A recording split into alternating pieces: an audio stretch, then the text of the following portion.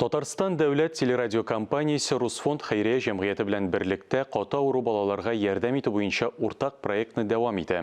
Узган юлы сез София Сабирҗановага булышкан идегез. Моның өчен барыгызга да зур рәхмәт. Илария Пронина да безнең ярдәмгә мохтаҗ. Кызның ике аягы да чалыш үскән. Кыйммәтле дәвалау курсы таләп ителә. Такие обуви, и вот так вот надо сделать. Илария Пронина нәни шағынан берле ауыр ортопедик аяк киемен кие. Гелде олану курсларын уза. Кешкене вакытыннан ук ике аягы да чалыш булып үскән. Кыз ничек итеп брейсларда йөрергә өйрәнгәнен исенә төшерде. Я когда еще маленькая была, носила их, просто ползала, когда всегда так ноги были. Озак вакыт дәваланганнан соң 6 яшендә кабат өзлеге барлыкка килгән.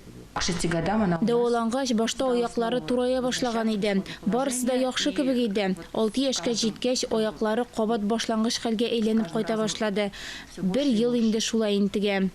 Иларияның аякларын турайту мөмкинлеге бар. Моның өчен тиз арада операция ясарга кирәк. Дәвалануны кичектерергә ярамый, чөнки хәле көннән-көн авырая.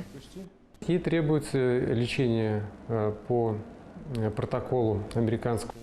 Аны пансетты ысулы белән дәваларга кирәк. Башта аякларга берничә тапкыр гипс салына. Шуннан соң балтырның арткы өлешен озынайтабыз. Кызга дәвалану өчен 150 мең сумнан артык акча кирәк. Без бергәләп ярдәм итә алабыз. 55-42 номерына дети сүзе белән SMS хәбәр җибәрергә кирәк. Бер хәбәрнең бәясе 75 сум. Күбрәк өлеш кертергә теләүчеләргә тулырак мәгълүмат безнең телерадиокомпания һәм Русфонд сайтларында.